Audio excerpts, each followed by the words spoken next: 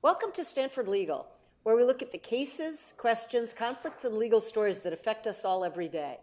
I'm Pam Carlin, along with Joe Bankman. It's nice to be here, Pam. Our guests today are going to talk to us about robots and artificial intelligence. I'm going to introduce them now. One is Mark Lemley, our colleague, the William H. Neukom Professor of Law here at Stanford. Mark teaches and researches in intellectual property, computer, and internet law, and frequently appears in court to litigate these issues. He's the organizer of an event this weekend entitled We Robot. Also joining us for this discussion about robots and artificial intelligence is a Herman Phleger visiting professor of law, Michelle Lee. Michelle is the most recent former director of the U.S. Patent and Trademark Office, where she was a principal advisor to the president on intellectual property issues. Before joining the government, she was Deputy General Counsel at Google, and she's just reminded me that she's not only an SLS graduate, but once took my tax class. Well, it's a pleasure having you both here today. And, you know, our lives are so affected these days by all sorts of artificial intelligence, robots, machines, and like. But one of the things that I think we sort of most noticeable to us, and there was a recent story about it, is the self-driving car, as opposed to the person who's shaving or listening to the radio or turned around to deal with the kids in the back seat and therefore not driving the car. Now the cars, we're thinking about having cars that drive themselves, but recently a self-driving car that was operated by Uber killed a pedestrian. And, you know, auto accidents are a major form of tort litigation in the United States. So when a self-driving car kills somebody, what should we be thinking about? Well, this is I think there's a policy dimension to this and a legal dimension to this. I do think there's a natural tendency when something new like this happens to make it big news. So there was, as you said, a fatality. A lot of the response to that on the regulatory side was, well, we got to shut down the program. Maybe we shouldn't be allowing self-driving cars. If we did that every time a human killed somebody on the roads, of course, we wouldn't be driving at all. On the legal side, though, one of the things that I think we're struggling with is that our existing tort system is designed to figure out who's at fault, right? Who's the bad guy? So if you were shaving or texting or drunk when you drove your car and you killed someone, we're going to punish you because we think you did something that you weren't supposed to do. That moral fault doesn't seem to translate terribly well to cars. Now, if it turns out that the car ran over a pedestrian because of some defect in the design of the car, we've got law that can deal with that. But the question we ask in a normal tort suit, which is, what was your state of mind? Were you being reckless? Were you being unreasonable? That's not a question that just makes a lot of sense when it comes to a car. Right? We know the car hit the pedestrian. We know some of the objective facts about how that happened, but we don't know what the car was thinking, because that's actually it's kind of a nonsensical question. Mark, let's flesh that out a little bit.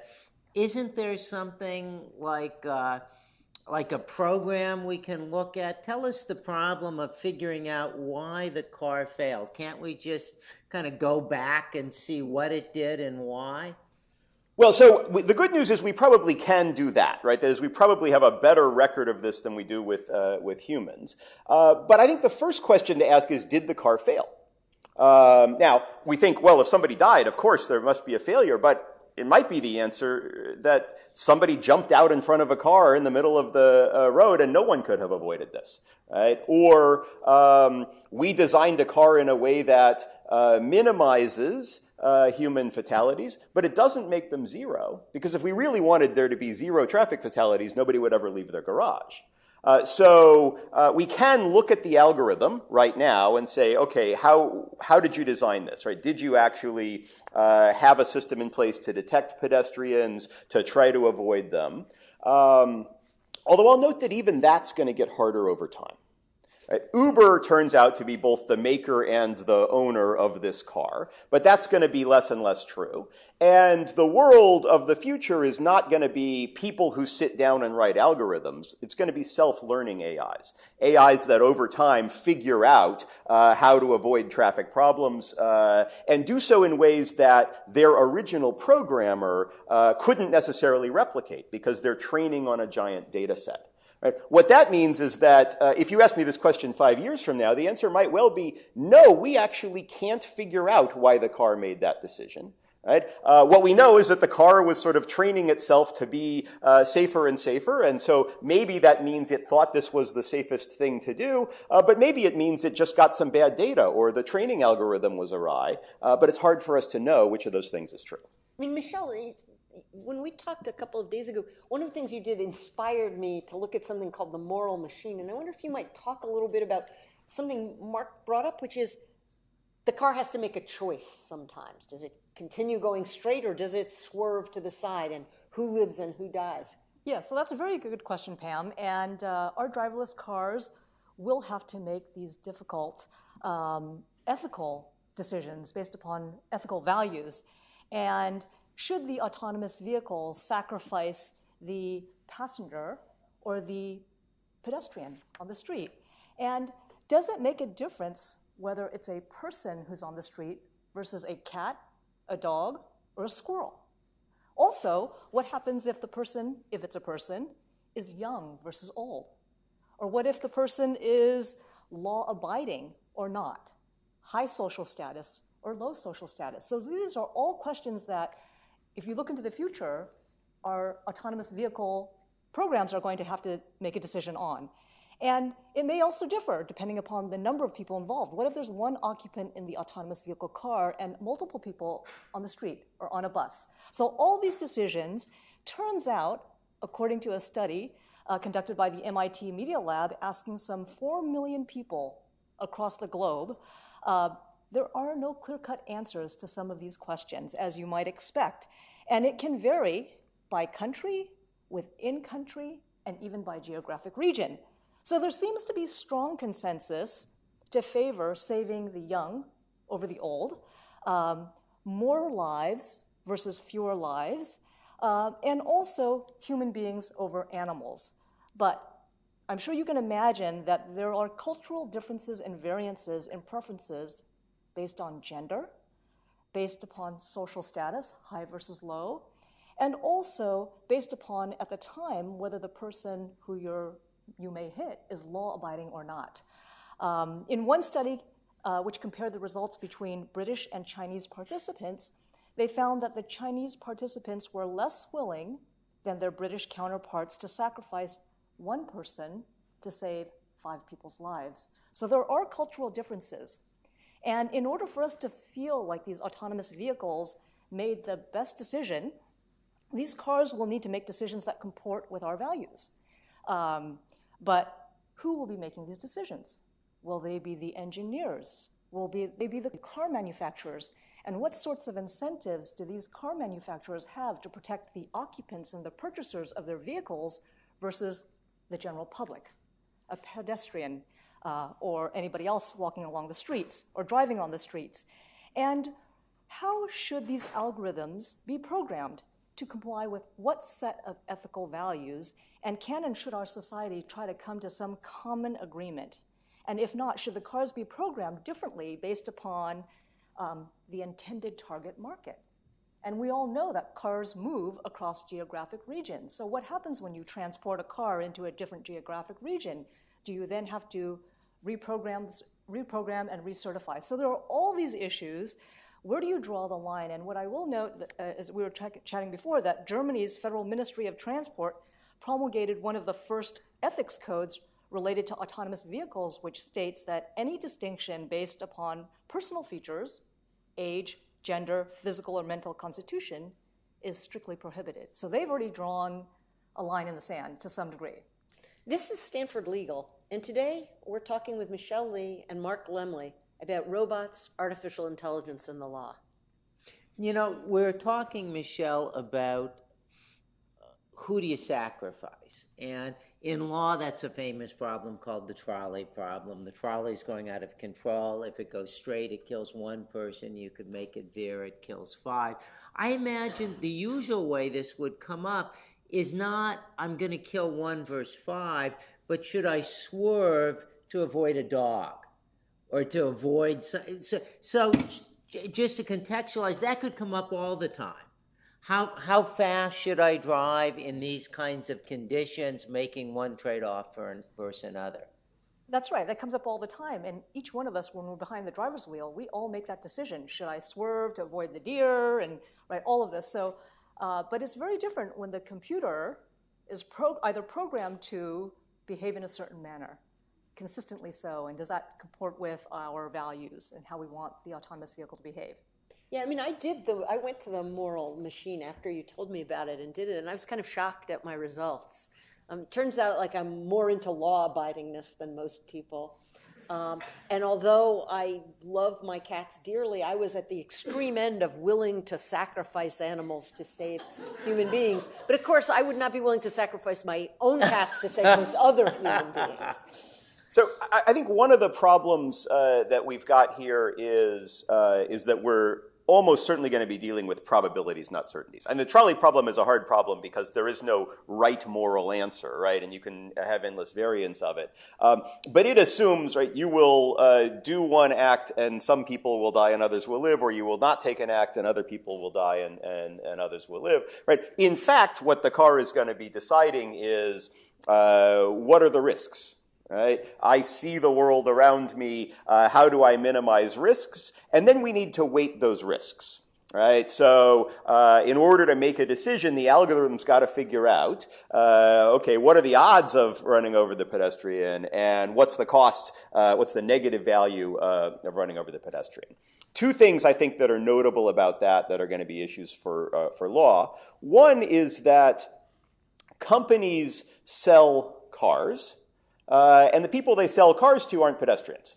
So even if you say, yes, car company, you will be responsible if your car runs over a pedestrian, it may well be the case that some car companies are going to make a lot of money marketing their car as one that will, if given this choice, protect the driver, not the people around them, right? Because if you're the driver, you might value your life more than other people's, just as Pam values her cats more than other people's. So I think I think we're going to try to internalize the costs, right? But the company's going to make a decision not only based on the legal cost, but the broader economic value. So that's absolutely right, Mark. When they did the studies about saving more lives versus fewer lives, it was always, when it comes to my life, I prefer to save my life over more other people's lives. So. Very interesting. And I think this also raises a second problem, which is the only way to get this to work in an algorithm is to assign a value to killing people, right? And we rebel at that idea. Now, as a practical matter, anyone who's taken economics knows, right, we implicitly assign values to human life all the time. We have to. If you want your car to leave the garage, you are taking some risk that it will kill someone. But we really resist as a society the idea that we've sort of got a written down number, right? And that, well, okay, you know what, it was, the value of this life was only $3 million, and so it was worth swerving given the small risk that I was actually going to kill this person. You tell that to a jury, and the jury will come after you. Yeah. And I think one of the problems that the law is going to face if it's really trying to determine fault is we're going to look for a bad actor, and the person who made the decision that the value of a human life is not infinite is going to look like that bad actor, even if we really don't have a choice. Or are certain human lives more valuable than other human lives as well? This is Stanford Legal, and today we're talking with Michelle Lee and Mark Lemley about artificial intelligence, robots, and the law. And just to pick up on something you said, Mark, one of the things, if you teach torts, that you spend time talking about is the famous Ford Motor Company Pinto case, where an engineer wrote, well, we could fix the back end of the Pinto, which was a very small car Ford had, so that if you ram into the back of it, it doesn't cause the gas tank to explode. But on the other hand, that'll cost $15 more a car, or $400 more a car, or the like. And so much of valuing human lives comes in, and we talk about this a lot in law, not talking about it too much. So the U.S. government has statistical values for human lives that range from like $14, I think, at one end of the scale to millions and millions of dollars at the other end of the scale. And we don't talk about that, and that seems to me to be a major problem in the law that doesn't get explored the way it should. I think that's right, and I think one of the things that sort of not just self-driving cars, but a bunch of other sort of robots that might put people in harm are going to raise is this question of whether or not we have a consistent valuation and whether or not it's fault-based. I think a lot of the basis for that variance is our moral judgment of whether you were a bad actor, right? We treat intentional conduct worse. We treat people who we think were doing unreasonable or unfair things worse. We might actually want a world in which we've got some sort of a no-fault system, right? That the right thing to do might be to abandon the search for moral blameworthiness in machines and say, all right, if in fact the machine caused harm, the machine has to pay for that harm regardless of fault. But what does it mean for the machine to pay? You're going to put the machine in jail? Are you going to fine the machine? Are you going to hold the machine's manufacturer liable? Who knows? Right. And this I think produces another significant problem for the law. Judges like to order people to do things, right? We grant injunctions to say, do this thing, don't do this thing. A judge is not going to be really happy with the response, sorry, we don't actually know how to do that. We can't program this self-learning AI so that it won't kill kids in this situation. Or maybe slightly more realistic, we can add that into an existing algorithm that we don't fully understand, but we have no idea what consequences it will generate, and it might well make the world less safe. And I think the legal system is really going to struggle with that. It might be, at the end of the day, to take Michelle's kind of joking suggestion, we might end up with a robot death penalty. Right? It might be that some cars, some programs, some algorithms just don't work very well, and they're sufficiently complex that the only thing we can do is just pull them off the street. Yeah, take them off the street until their algorithms are fixed, but keep in mind that these things perform not just by lines of code, but by learning on the data, and you can't control what conclusions they draw based upon their learning on data. We'll be back with more from Michelle Lee and Mark Lemley about artificial intelligence, robots, and the law. Next on Stanford Legal on SiriusXM Insight 121. I got to do the welcome back now. Welcome back to Stanford Legal, where we look at the cases, questions, conflicts, and legal stories that affect us all every day. I'm Pam Carlin, along with Joe Bankman. We were talking before a break about the tragic choices that we make as individuals, we make as societies, and increasingly AI machines are going to make. And I want to just echo something Mark said, is that we don't do a very good job of this right now. And maybe this is kind of a red herring. We ought to focus on reducing fatalities. And if it turns out that giving this to AI both reduces fatalities and makes it harder for us to go on this kind of silly search for A versus B and fault, maybe that's a plus instead of a minus. I think that's right. I do think we need to sort of think about how human nature will respond. So Christina Mulligan at Brooklyn Law School has a paper called Revenge Against Robots, in which she suggests maybe you ought to have the right to punch a robot that did you harm. That sounds ridiculous. But anybody who's ever been frustrated with an inanimate object and hit it understands that this is a human instinct. Revenge is a human instinct, and it applies even in circumstances where it doesn't make any sense. And the more we anthropomorphize robots, the more they look like people, the more they are complex and have behaviors, right? The more it's going to feel like revenge to punch the robot that did something wrong to you.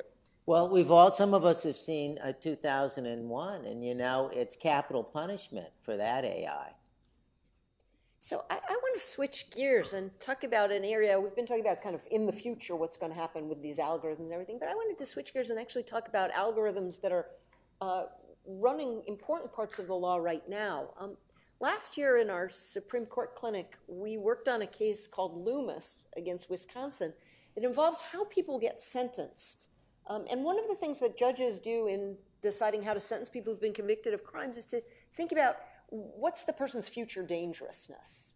And in the past, judges did a kind of seat of the pants, well, you know, people like this, my experience, or these kinds of people seem to me, and then the judge would give the person a number.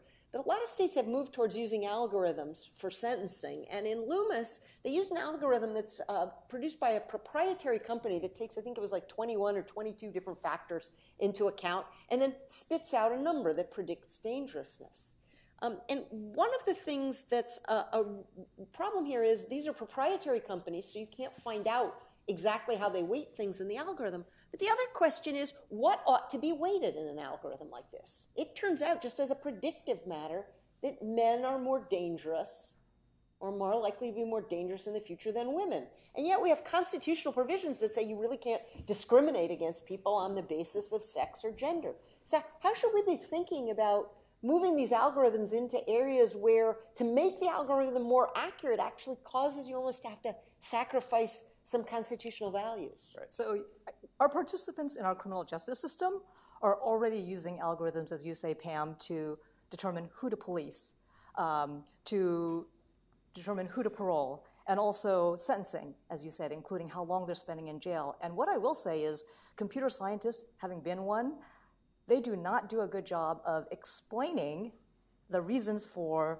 their algorithmic steps. And moreover, when the algorithm is learning on data, how you determine how the conclusion was arrived at, whether it was due to the computer program part or the machine learning part, is very unclear. But separately from that, even if you could, and computer scientists can build a clearer algorithmic transparency transcript, I think when applications are used in the context that we've been discussing, there has to be complete transparency. Our judges may not achieve that transparency at this point. They may explain some of their answers, some of the reasons for their ruling, but when you're talking about a computer programming having an impact on a person's life, you need to know the reasons for that conclusion so that the defendant has the opportunity to present counterfacts. So transparency is good, but let me just raise a couple of problems, right? One is that it might not be achievable. And an algorithm programmed by humans who actually sort of write in 21 variables, yeah, that we could disclose to the world. But as things get more complicated, as the algorithm starts to learn, right, it might not actually make a lot of sense why a particular variable is in there, because the computer, the AI, doesn't know why the variable's in there, except that it turns out to be robustly correlated with the end result we're trying to achieve. And so when we say we want transparency, mostly really what we want is we want to understand. We want an explanation. And we might just have to get over that. Right? That the computer might well do things that turn out to have positive effects for reasons we don't understand, and that's going to be really hard for humans to struggle with. Now, the second problem, I think, is we want transparency because we want to be able to identify things that you are taking into account that we don't want you to take into account. And I think that's right. The two things I'll note about that are, first, there's a trade-off, right? Men are more likely to commit crimes. And we can decide as a legal matter, we do not want to take that fact into account. We want to blind ourselves to it because we think that society benefits from not actually treating people differently on the basis of this class. But we have to understand that what we are getting as a result is a less accurate prediction than we otherwise would. And the second thing I'll note is that part of the benefit of transparency is we actually learn what's going on under the hood. Part of the harm of transparency is we actually learn what's going on under the hood. And if you think judges are not, in fact, treating men and women differently when it comes to sentencing right now, you are kidding yourself. They will never say it. They might not even be doing it consciously, but I guarantee you they're doing it. This is Stanford Legal. And today we're talking with Mark Lemley and Michelle Lee about artificial intelligence, robots, and the law. Michelle, how do you've heard Mark kind of respond to that concern. And one of the responses that resonated with me, and I knew Mark would give it because we've worked together so long, I know that we think in the same patterns. It's a one-sided test because we're never going to ask the judge for that transparency. So how do we deal with this when it comes to the algorithms? Is more required of the computer algorithm than the algorithm the judge has in her mind, which undoubtedly can't help but make a determination of dangerous, noting things like probably gender? I do think that computer algorithms that are making these life-impactful decisions should be held to a higher standard. There should be complete transparency to the extent possible on the reasons why the computer algorithm is producing the answer. And if those don't comport with our values, we need to be able to program it so that it can, to the best possible degree, self-correct. Now, in our judicial system, we have this notion of discretion, and the judges have a fair amount of discretion, and that has its pluses and its minuses. It allows for bias, but on the other hand, it's sometimes that element of human compassion that we all hope that we have in our judicial system. So it'll be interesting to see how a computer algorithm that squarely articulates the factors, how they can take into account human compassion, and if the judges would actually intervene based upon all the review of all the data, would they even feel compelled to intervene and second guess or circumvent the computer's recommendation? So is a mixed system of humans and machines better than either, or is there this danger if you kind of toggle back and forth between them? So I think the answer might well depend on the machine. When it comes to cars, a mixed system is horrible. If we could move instantly to a world in which only self-driving cars had a lane and no humans were involved in that lane, we'd already be in a situation where the cars can take care of themselves pretty well. Right? The real danger is crazy people who come swerving into the lane, who drive too fast, who drive too slow, who are texting, who are drunk, and pedestrians. Right. Well, pedestrians are definitely a problem. I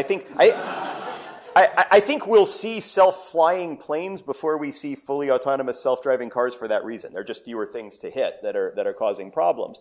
But I do think that we've got to deal for the foreseeable future, right? Not just with self-driving cars and their problems, but how they interact with unpredictable humans. And I think cars are going to be making predictions about how pedestrians are going to behave. And when people defy those predictions, when they step out in front of the street, or when you move to a country where, unlike the United States, where the norm is if you walk out in a street, you make eye contact with the driver to make sure they aren't going to hit you. In Vietnam, if you walk out in the street and you make eye contact with the driver assumes you've seen them, and so you aren't going to walk in front of them. So they zoom ahead. We're going to have to figure out how to interact with very unpredictable humans and build that into our algorithms, and I think that's hard. I do think that the interaction between the computer and the human is a very intricate one that needs to be worked out, because at some point, if you're in an autonomous vehicle and you think it's driving and it knows all the facts, you're, number one, not going to be aware of the situation to be able to step in a crisis situation where you need to. And similarly, if you're a judge and you've been told all the data indicates through the hundreds of thousands of cases that this is the proper outcome, how likely and how willing are you to step in to overcome? And of course, we saw that first phenomena perhaps in the recent fatality where somebody that was ostensibly watching over the computer got kind of lulled into a sense of complacency. I wonder if we could do a kind of a lightning round now for you two on your biggest fears. So, biggest fear of robots in the next 10 years. So let me answer with a story. This involves training self-flying drones. And the way we're training the self-flying drone is we want the drone we put it somewhere in a circle. We want it to go to the middle of the circle. And it's a learning AI, so we've got a feedback algorithm, and it's getting better and better. Over time, it's getting towards the middle of the circle. And then suddenly it turns, if it's near the edge, and flies directly away from the circle, completely in the wrong direction. And the trainers had no idea what was going on, and they experimented. It was going so well. They finally figured out that what happens in this training program, if you fly out of the circle as a drone, we turn you off. Somebody walks over, they pick you up, and they bring you back into the circle, and we start the program up again. The drone found a shortcut. If I'm all the way over here, I don't have to fly all the way to the middle of the circle. All I got to do is fly to the edge of the circle. And from my perspective, I will be magically teleported back to the middle of the circle. The drone did exactly what we told it to. Minimize the effort to get to the middle of the circle. And it did it in precisely the way we didn't want it to. So my biggest fear is kind of the fear of the story of the genie in the bottle, right? You get 3 wishes. You get robots that will do literally whatever you tell them to. Be very, very careful how you phrase those wishes. What I worry about is the use of AI to create autonomous weapons, where the decision to kill or to take a life is not actually made by some sort of human control. I would say that international consensus seems to hold that the people should not give up their meaningful human control over the decision to kill. But what is meaningful human control? Even today, we have AI-augmented weapons. And is a human monitoring enough? And what level of monitoring? What does it mean to monitor? Do you have to be actually selecting the final target? And does it make a difference whether you're using force for offensive or defensive purposes? So these are the questions that I think need to be answered and that I worry about. And one of the good things for us is that these are questions that lawyers are particularly well positioned to talk about and argue about. So I want to thank you, Michelle, and thank you, Mark, for joining us today on Stanford Legal here on SiriusXM Insight 121.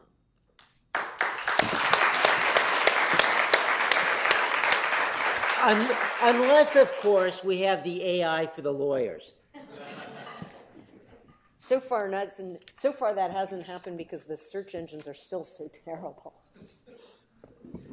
So we have time for 1 or 2 questions, and then I know, Mark, you have another panel to get to. So, yeah, if you could just come over to the microphone and ask the question from there, that'd be great. Yeah. So there's a push in government to modernize their technology, and I was wondering what you all saw as the barriers to that from a legal or regulatory perspective. What I've been hearing a lot, it's because top talent, they go to the private sector and get paid a lot more, but are there regulatory or legal barriers to that? Yeah, so I mean, there are a lot of challenges. It's true, a lot of it has to do with attracting the top technical talent. I was the Undersecretary of Commerce and Director of the U.S. Patent and Trademark Office for the last 3.5 years. And I would say that, number one, it's the difficulty of attracting talent. It's also the financial system. I mean, you get a budget for a year. You have to spend the amount, most agencies or bureaus have to spend that amount within a year or you don't get the same number. So there's a rush to spend just enough, not too much, and there's this, but if your budget is cut, how do you plan for long-term IT development projects? It's very, very difficult. If your budget is cut, those grand plans that you take, IT development takes more than 1 year, it's going to have to be cut. So it's a start, stop, combined with the lack of ability to attract really top-notch talent in the space. And I'll just add something from having worked at the Department of Justice on trying to modernize voting systems and like, it's also a difficulty in the United States that we have lots of different pieces of the government. So having the, when we were trying to run technical studies of which people had which kinds of IDs for voter registration, the computer system at the Department of Defense is totally different than the computer system at the State Department. You can't run the same searches. You have to reprogram them. And we have a federal government standing over state governments, and you have huge numbers of different states. And so just the coordination problems, I think, in getting the government's machines to talk to each other are so much more difficult than I could have possibly imagined before I worked at the government. Maybe this will be the last question because Mark has a panel right now. Yeah. So it sounds kind of like we're trying to decide what the moral decisions are sometimes for a car or software that's deciding between multiple outcomes, but we don't. It sounds like these are already tricky questions for humans to decide. So if I am driving the car, I also don't know what the sort of legal result is from running over one person versus 5 people, et cetera. So how are we supposed to really require that of an algorithm when we don't really know what the right answer is for people yet? So I actually think if you think about, this is a really important question, and one of the things that makes this both really hard and really interesting is we don't currently do it by thinking about it, by analyzing, by deciding in the split second in which we see the squirrel run out of the road, what are the odds that if I swerve this way, I'm actually going to endanger a pedestrian who might run out? We do it by instinct. And one of the things that's really interesting about robots and AI is they don't get to do it by instinct. So we have to make express, right, the kind of things we are doing intuitively, and in the course of that, figure out whether they're things that we're doing intuitively because they make sense, or things we're doing intuitively because I see something come at me and I flinch and I swerve the car, and therefore whether this is something we want to copy or whether it's something we want to avoid. Last question. So one of the things, I don't know if this is on. Yeah. One of the things that we talked about was sentencing and using algorithms for sentencing. And my question is, do you think it's more important to use those algorithms to get the most accurate number possible, or not use those algorithms in attempts to allow people to break away from the typical gender and racial stereotypes that are built into those algorithms? My thought on that is you should use the algorithms to provide a recommendation. There should be as much transparency as possible. And then at the end of the day, the judge should apply his or her discretion to come to perhaps a better and more consistent outcome. Thank you. Great. Well, thank you all very much.